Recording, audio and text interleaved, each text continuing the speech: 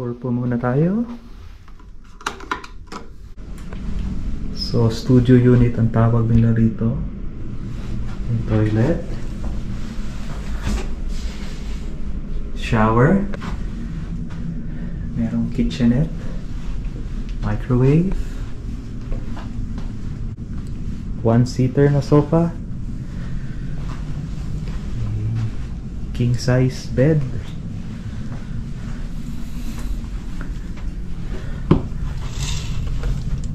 May view ng kabilang building. Overall, malinis, maayos. Tignan natin ang cabinet. Standard, okay. May safe. Ironing board. Fridge, microwave. Normally, mga service apartments, kompleto ng mga utensils. Yan. May fridge. Stove, pero wala yung favorite ko, chinelas. At may mirror. See you soon sa gala natin sa Melbourne for one day. Hello, good morning. Happy Friday sa inyo. Kamusta? Nandito tayo ngayon sa Melbourne dahil may business trip kami. Meron akong buong araw para maglibot. So ito yung aming accommodation, Quest St. Kilda. Malapit lang siya sa Federation Square. 7:20 ng umaga. At iba talagang weather dito sa Melbourne, malamig. Ngayon 8 degrees. Magbablog tayo ngayon. Yan ang ating objective, na mag-vlog, mag-ikot dito sa Melbourne CBD ng buong araw. Tignan natin kung saan tayo makakapunta. So pala ko mag-tram. Harap tayo ng makakainan. Samahan niyo ako, at matagal din ako hindi nakapag-vlog. So napansin ko dito sa Melbourne, yung kalsada nila, may bike lane, may kalsada, tas sa gitna merong tram. Yan, yung gitna, ayun, tram. Kaya parang ang dami nangyayari dito sa kanilang kalsada. At kung papansin nyo, kanina maaraw, biglang umaambon. So ganun ata talaga Melbourne weather. Naging notorious na 4 seasons in a day. So ayan, maganda rito pumasok kasi nang nakabike. May dedicated bike lane. So ito yung sinasabi ko, bike lane, side road, main road, at yung tram. Nasasakay tayo doon.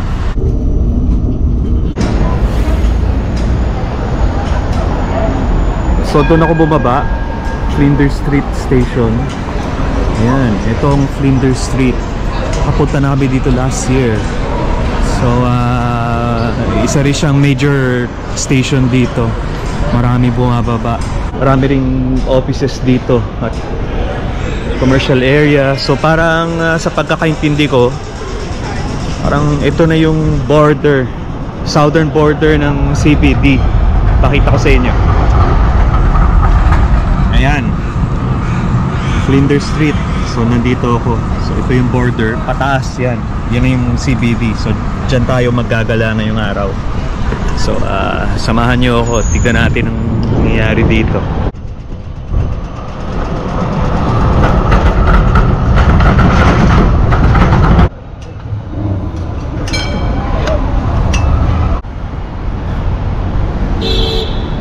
So itong church na to is Anglican Church. Marami silang lumang building dito. So 2 years ago, yan, dyan tayo una namasyal. Meron ako nabasa na nandito sa Melbourne yung world's best croissant. Tignan natin, check out natin kung talagang the best siya. Dahil last time din natin siya nasubukan, kaya maiba lang. Bukod sa tignan natin yung mga tanawin dito, try din tayo ng mga pagkain. Okay, malapit na tayo doon. Naamoy ko na ang bango. Kaya lang may pila. So tama yung mga nababasa ko, may pila. Pakita ko sa inyo. Ayan. So pila. Okay.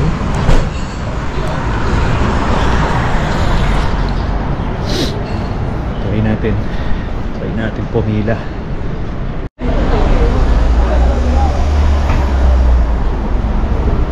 Yan, after 5 minutes medyo malapit na tayo sa tindahan. So may mga ibang kumakain din doon, take away. Haba rin yung pila.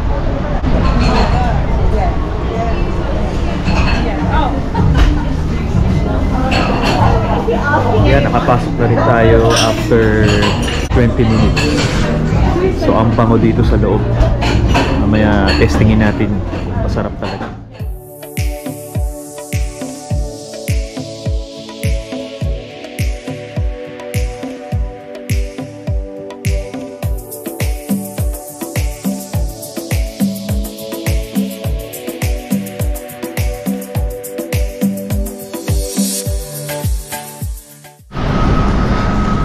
So yan, subukan na natin yung croissant.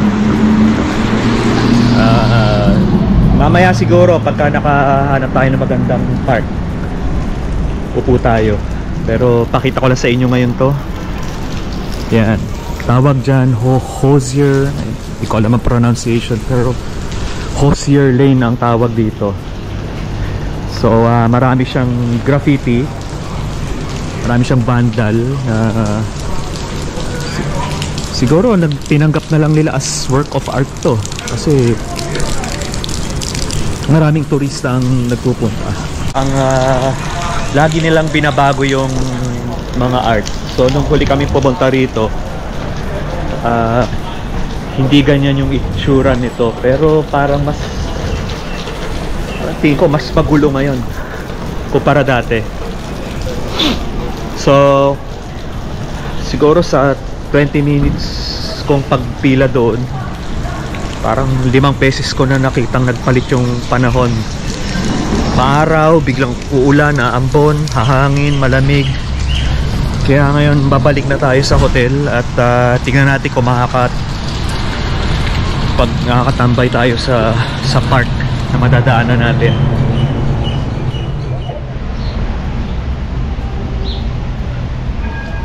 Ayan, dito naman tayo. So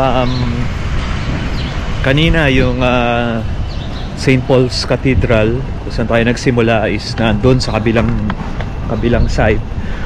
Ito naman yung Federation Square. Ayan. So bago yata siya kasi hindi namin to napansin dati.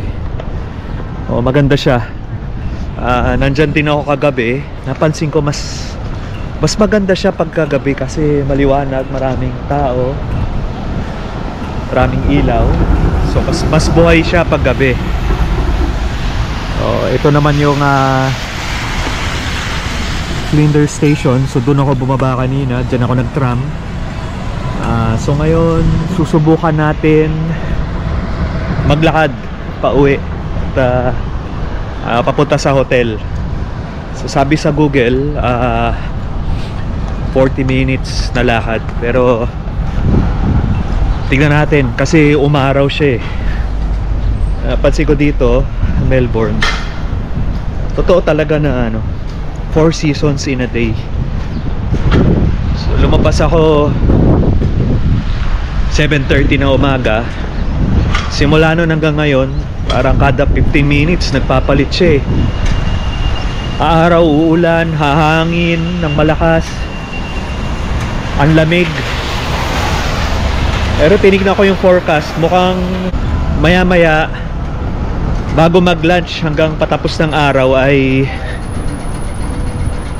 maganda na yung panahon, sunny. Ito yung kanilang major river dito sa Sydney, Yarra River. Kung di ako nagkakamali, yun ang Melbourne Cricket Ground, MCG. Kanilang major stadium. Maganda rin tong river nila. May activation. So may mga river cruise doon. Tapos kahapon may nakita ko. Yan. Kung nakikita nyo yung mga yan. Nagkakayak sila dyan ng hapon. Kasi mas matagal lang liwanag dito sa Melbourne. Parang 7:30 maliwanag pa. O mas marami ka pang magagawa, lalo na ngayong spring. Lakad pa tayo. Yeah, so galing Flinders Station, maglakad lang ng siguro 2 to 3 minutes. Nandito na kayo sa Queen Victoria Gardens. So ito siya, Queen Victoria Gardens. So nandito tayo ngayon. Napakalawak niya. Ayan. May mga sculpture, mga art. Ayan, spring. So maganda ngayon dito. Di ko alam kung maiikot ko pa yan, pero ang lugar na to, ang tawag dyan is Art District. So mapapansin nyo, pagtawid natin sa kabila, pakita ko sa inyo. Ayan, Gallery of Victoria. So pupunta tayo doon. Tapos napansin ko rito, ang dami nilang ganito. Ayan, merong mga water stops ito. So hindi ko malinis naman yan. So tatawid tayo doon sa kabila. Tignan natin. So ang ganda. Masarap maglakad dyan. Ang ganda ng tanawin.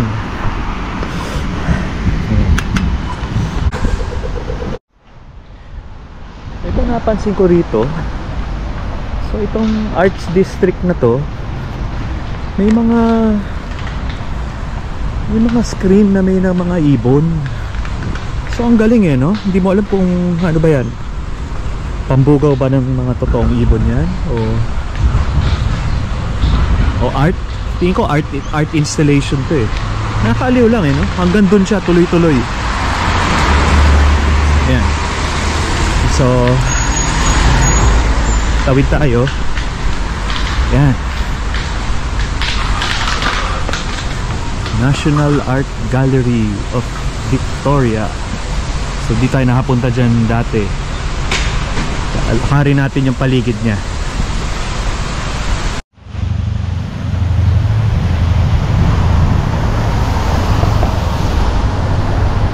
So isa siyang malaking tipak ng pader. Pero dahil nga art, para mapagbibigyan mo, no? Ayan. So hindi ko alam kung libre pumasok dito kasi hindi ko siya nilagay sa aking itinerary. Pero mapapansin nyo, may malaking art dyan. Yan. Malaking thumbs up. Ibig sabihin siguro nyan, magiging okay lang ang lahat. Ayan, tingnan natin, lapit tayo. Maganda yung pinto niya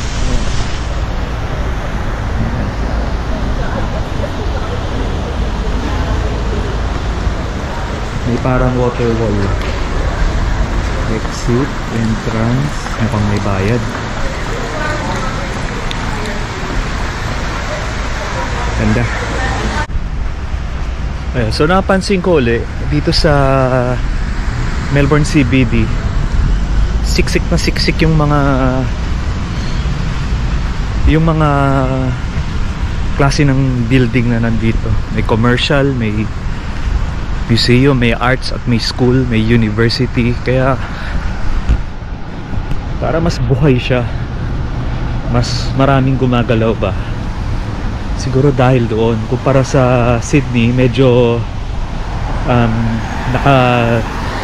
naka-zone sila, naka-group at magkakalayo. Hindi siya siksikan. Kaya dito ang dami mo nakikita, estudyante, mga empleyado, tourist. Tapos kada kanto may coffee shop, may restaurant, may something na pwede mong puntahan. Ayan, ito naman Melbourne Uni College of the Arts. Sa kabilang side, yung kanilang botanic garden. Ang ganda. So kung maganda ang panahon dito sa Melbourne, talagang ma-appreciate mo siya eh.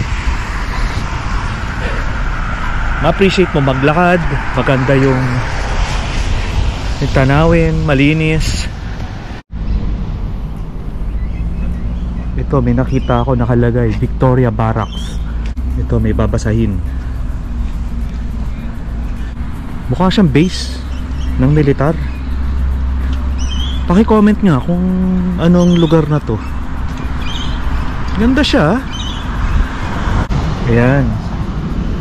So kung nakikita nyo tong green na to, kung dyan kayo nag-iikot sa green na kahon na yan, libre ang tram. So dahil wala tayo roon, Route 3. okay, so kita mo dito kung saan ka pupunta. Kalagay dyan. So ayun na yung tram natin. Sakay tayo. Pauwi. Pabalik.